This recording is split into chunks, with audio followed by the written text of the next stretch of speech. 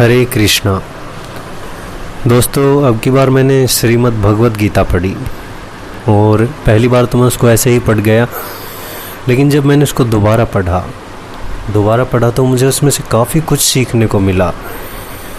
जीवन में काम आने की हर चीज़, जो सवाल जिनके मैं जवाब दे नहीं पाया, ढूंढ नहीं पाया, मैंने बहुत सी मोटिवेशनल बुक्स पढ़ी, मैंने बहुत से मोटिवेशनल स्पीकर्स को सुना, लेकिन जब मैंने गीता को पढ़ा तो मेरे जीवन के हर सवाल का मैं जवाब इसमें पा पाया। तो इसका पहला अध्याय है, पहला चैप्टर है अर्जुन विषाद योग, और उसमें धृतराष्ट्र पहला श्लोक बोलते हैं, धर्म क्षेत्रे कुरुक्षेत्रे समवेता युयुत्सव माम कहा पांडवाश्चैव किम कुर्वत संजय। इसमें धृतराष्ट्र जी जो हैं वो पहला श्लोक भी बोलते हैं, और पूरी गीता में, गीता के 18 अध्याय हैं, पूरी गीता में उनका ये अंतिम श्लोक भी होता है। पहले के साथ साथ अंतिम श्लोक भी उनका यही होता है पूरी गीता में। तो उन्होंने कहा, इसकी शुद्ध हिंदी तो सिंपल सी हिंदी तो यही है कि भाई धृतराष्ट्र ने कहा कि हे संजय, धर्म भूमि कुरुक्षेत्र में युद्ध की इच्छा से इकट्ठे हुए मेरे और पांडु के पुत्रों ने क्या किया। लेकिन जब हम इसको और गहराई से देखते हैं तो हमें पता चलता है कि भाई जो कुरुक्षेत्र की भूमि है, कुरुक्षेत्र की भूमि में अर्जुन, कृष्ण, दुर्योधन, भीम सब योद्धा थे, लेकिन जो धृतराष्ट्र हैं वो हस्तिनापुर में ही थे, क्योंकि वो अंधे थे, और अंधे होने की वजह से वो युद्ध भूमि में नहीं आ पाए। लेकिन इसका मतलब ये नहीं है कि वो युद्ध में शामिल नहीं थे, क्योंकि जो युद्ध हो रहा था वो धृतराष्ट्र की इच्छा से ही हो रहा था। उन्होंने खुद युद्ध को चुना था। अब हम ये नहीं कह सकते कि भाई धृतराष्ट्र युद्ध में शामिल नहीं थे, वो खुद भी शामिल थे। अब यहाँ आती है एक बात कि भाई उन्होंने पहला ही शब्द लिया कि धर्म क्षेत्रे कुरुक्षेत्र। अब धर्म क्षेत्र क्यों कहा कुरुक्षेत्र को? मेरे मन में भी सवाल आया, 2-3 सवाल आए इसके बारे में कि भाई एक तो कुरुक्षेत्र को धर्म क्षेत्र क्यों कहा गया, दूसरी चीज़ कि भाई कुरुक्षेत्र में ही ये महाभारत का युद्ध क्यों लड़ा गया। तो इन दोनों सवालों के जवाब मुझे मिले कि भाई धर्म क्षेत्र जो है इसलिए कहा गया क्योंकि राजा कुरु जो जिसके वंशज थे, कौरव भी और पांडव भी जिसके वंशज थे, उसने यहाँ पर कुरुक्षेत्र में हल चलाया था, और फिर इंद्र से वरदान प्राप्त किया था कि भाई इस क्षेत्र में जो कोई भी निराहार रहकर मरेगा, अपने प्राण त्यागेगा, या फिर कोई युद्ध करता हुआ मारा जाएगा, तो वो सीधा स्वर्ग को प्राप्त होगा, उसे दोबारा धरती पर नहीं आना पड़ेगा। एक तो इसके पीछे ये कारण था। ये बात भीष्म पितामह है, युधिष्ठिर, भीम, अर्जुन, दुर्योधन सबको पता थी ये बात, और कृष्ण के हाथ में छोड़ दिया गया था। और एक और कथा प्रचलित है इसके बारे में, वो पता नहीं कहाँ से ली गई है, लेकिन प्रचलित वो होता है कि भाई कृष्ण को जब इसके बारे में सौंप दिया गया कि भाई आप युद्ध की भूमि को ढूंढेंगे, कहाँ युद्ध होगा कहाँ नहीं होगा, तो कृष्ण ने अपने दूतों को भेजा और उनके दूत सब जगह चले गए। उन्होंने ऐसी भूमि ढूंढने के लिए भेजा जहाँ पर ईर्ष्या और द्वेष के भाव भरपूर भरे हुए हों। तो जो कथा प्रचलित है वो ये है कि भाई उनका एक दूत आया और उसने आकर उन्हें बताया कि जी कुरुक्षेत्र में ना ऐसी भूमि है जहाँ पर 2 भाई आपस में झगड़ रहे थे। बड़े भाई ने छोटे भाई को कहा कि जो मेड़ का पानी है वो बाहर जा रहा है, इसको रोको, वो कटी हुई है, उसको मिट्टी लगाओ और पानी को बाहर जाने से रोको। तो उसके छोटे भाई ने मना कर दिया, तो उसके बड़े भाई ने चाकू से उसको गोद कर वहीं पर मार दिया। वहाँ मारने के बाद उसकी लाश को जहाँ से पानी निकल रहा था वहाँ लगा दिया। तो ये सच्ची घटना सुनकर श्री कृष्ण ने सोचा कि हाँ, वहाँ जाकर इनमें भाई भाई का युद्ध है और धर्म युद्ध है, आपस में लड़ते हुए, आपस में एक दूसरे को मरते हुए देखकर कहीं ये संधि ना कर ले। तो इस डर से भी बताते हैं कि इस डर से भी श्री कृष्ण भगवान ने कुरुक्षेत्र की भूमि को ही चुना, क्योंकि जिस भूमि में इतनी ईर्ष्या द्वेष है वहाँ इनकी ईर्ष्या द्वेष को ख़त्म नहीं होने देगी, वो भावना वहाँ पर भरी रहेगी। तो ये 2 कारण बताए जाते हैं कि कुरुक्षेत्र को ही क्यों चुना गया युद्ध के लिए। फिर इसमें पूछते हैं वो कि धर्म क्षेत्रे कुरुक्षेत्रे समवेता युयुत्सव, कि भाई समवेता सारे के सारे जो इकट्ठे हुए हैं युद्ध की इच्छा से, वो क्या कर रहे हैं? माम का, देखिए यहाँ पर इन्होंने 2 चीज़ें की। माम का कि मेरे, पांडवाश्चैव और पांडवों के जो पुत्र हैं, वो पांडु के पुत्र हैं पांडव, किम कुर्वत संजय, कि वो क्या कर रहे हैं, क्या किया उन्होंने, वहाँ जाकर संधि तो नहीं कर ली। धृतराष्ट्र को डर था कि कहीं धर्मभूमि के प्रभाव से या श्री कृष्ण जी भी वहाँ हैं, वहाँ जाकर वो संधि ना कर ले, मान ना जाए, क्योंकि राज मैं भी नहीं कर पाया और फिर मेरा बेटा दुर्योधन भी नहीं कर पाएगा।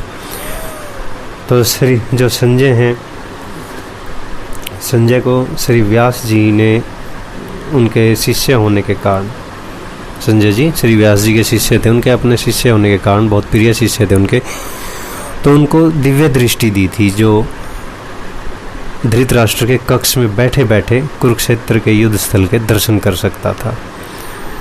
इसलिए धृतराष्ट्र ने उनसे पूछा कि भाई युद्ध स्थल में क्या स्थिति है, कैसा कुछ चल रहा है। अब जो पांडव हैं और धृतराष्ट्र के पुत्र हैं, वो दोनों एक ही वंश थे, संबंध रखते हैं कुरुवंश से, लेकिन फिर भी उसने दोनों को अलग अलग कहा कि भाई पांडव मामका पांडवाश्चैव किम कुर्वत संजय है, कि भाई मेरे पुत्र और पांडु के पुत्र क्या कर रहे हैं, जबकि वो कह सकता था कि भाई कुरु पुत्र क्या कर रहे हैं।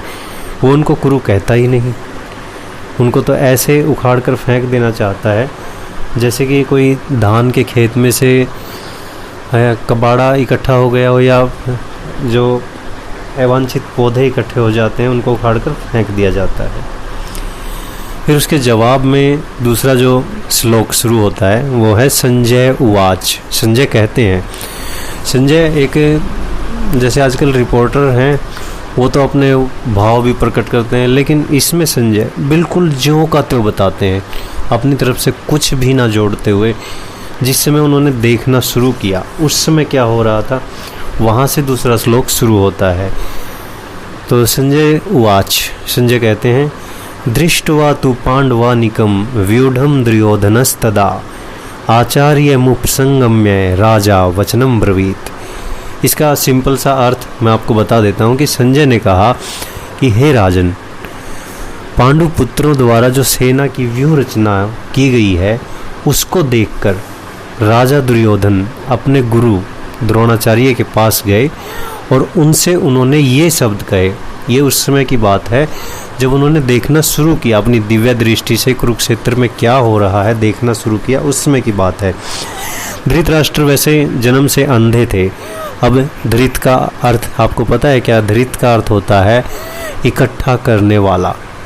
राष्ट्र, राष्ट्र देश, धृत राष्ट्र देश को इकट्ठा करने वाला। लेकिन यहाँ पर धृतराष्ट्र ने ही युद्ध के लिए हाँ की, देश को इकट्ठा करने की बात ही नहीं की उन्होंने। तो वो जन्म से अंधे होने के साथ साथ दुर्भाग्यवश वो अपनी आध्यात्मिक दृष्टि से भी अंधे ही थे, वंचित थे बिल्कुल उससे भी। वह यह भी जानते थे कि भाई उसके जो पुत्र हैं धर्म के मामले में बिल्कुल अंधे हैं, पता था उन्हें इस बात का। और उन्हें ये भी पता था कि भाई पांडवों के साथ वे कभी समझौता नहीं कर पाएंगे, क्योंकि पांचों पांडव जन्म से ही पवित्र थे। फिर भी उसे ये शक रहा कि कहीं तीर्थ स्थान के प्रभाव में आकर वो आपस में संधि ना कर लें। और संजय उनके इस प्रश्न से समझ गया कि ये युद्ध की स्थिति के विषय में क्या पूछना चाहते हैं। अतः उसने क्या सोचा कि भाई राजा निराश हो गया है, धृतराष्ट्र जो है वो निराश हो गया है, इसलिए उसने कहा कि जो उसके पुत्र हैं दुर्योधन, उसको उन्होंने राजा कहकर संबोधित किया है कि भाई आचार्य मुपसंगम्य राजा वचनम ब्रवीत। तो आचार्य कहकर संबोधित किया है। अब उनकी व्यूह रचना की सेना को देखकर जो दुर्योधन है वो कुछ भयभीत से भी हो जाते हैं, थोड़ा भयभीत भी होते हैं, थोड़ा गुस्सा भी आता है। तो इन सब चीज़ों को मिलाकर जो तीसरा श्लोक है वो अपने आचार्य को, द्रोणाचार्य को बोलते हैं, जाकर कहते हैं, थोड़े गुस्से में कहते हैं कि तीसरा श्लोक है पहले अध्याय का, वो कहते हैं पश्यताम पांडुपुत्राणाम आचार्य महतीम चमूम व्यूढ़ाम द्रुपद पुत्रेण तव शिष्येण धीमता। कि वे पश्यताम पांडुपुत्राणाम आचार्य, कि हे आचार्य पांडुपुत्रों की सेना की ओर देखो, महतीम चमूम उनकी जो विशाल सेना है उसकी ओर देखो, व्यूढ़ाम द्रुपद पुत्रेण कि जो द्रुपद का पुत्र है धृष्टद्युम्न, उसने इसकी रचना की है, व्यूह की रचना की है। और जो दुर्योधन था उसको पता था कि जो हमारे महान सेनापति हैं द्रोणाचार्य जी, उनकी गलती है ये कि धृष्टद्युम्न है उनका शिष्य था, अर्जुन उनका शिष्य था, और उनको ये भी डर था कि कहीं ये अर्जुन उनका सबसे प्रिय शिष्य था, उनको ये बहुत ज़्यादा डर था कि कहीं द्रोणाचार्य उनके पक्ष में ना चले जाएं या उनके विरुद्ध युद्ध ना करें। और धृष्टद्युम्न जो था वो द्रुपद का पुत्र था। द्रुपद अर्जुन की पत्नी थी द्रौपदी, उसके पिता थे द्रुपद। तो कभी पहले इनका आपस में झगड़ा हुआ था द्रोणाचार्य का और द्रुपद का। तो द्रुपद ने द्रोणाचार्य को तिरस्कार करके बाहर निकाल दिया था अपने राजमहल से। उसके बाद जब ये अर्जुन भीम को इनको शिक्षा दे रहे थे, पांडवों को और कौरवों को, तो इन्होंने पांडवों को भेजकर द्रुपद को बंदी बनाकर अपने पास बुलवा लिया था। जब द्रुपद इनके पास आया तो द्रुपद को इन्होंने फिर छोड़ दिया, जीवित छोड़ दिया। और अक्षत्रिय धर्म में बहुत बुरा मानते हैं इस चीज़ को, मरने से भी बुरा मानते हैं कि कोई उन्हें माफ़ कर दे, पकड़ने के बाद उन्हें माफ़ कर दे। अब ये बात दुर्योधन जानता था, उसको पता था। उसके बाद क्या किया द्रुपद ने यज्ञ किया। यज्ञ करने के बाद उसने उस यज्ञ से वरदान मिला और वरदान में एक ऐसा पुत्र मांगा जो द्रोणाचार्य का वध कर सके। कुछ समय बाद धृष्टद्युम्न युद्ध की शिक्षा के लिए भी द्रोणाचार्य के पास गया और द्रोणाचार्य ने उसे अपने सारे रहस्य बता दिए। और अब जो धृष्टद्युम्न है कुरुक्षेत्र की भूमि में उन्हीं के सामने उनके विपक्ष में खड़ा हुआ है। उनके विपक्ष में खड़ा हुआ देखकर अब दुर्योधन को डर हो रहा है कि भाई अर्जुन भी इनके विपक्ष में है, इनके प्रति जो इनकी वो प्यार है उसके उसमें ये उदारता न दिखा बैठे। तो आज बस सिर्फ 3 श्लोक ही, आगे हम आज बस इतना ही दोस्तों।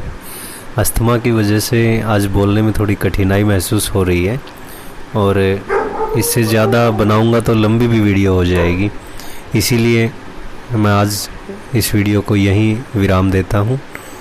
अगली वीडियो में फिर मिलेंगे। मैं आपका दोस्त पवन पवार आपको आगे के श्लोकों में आगे की कहानी इसके बारे में बताऊंगा। आपसे विदा लेते हुए जय श्री कृष्ण।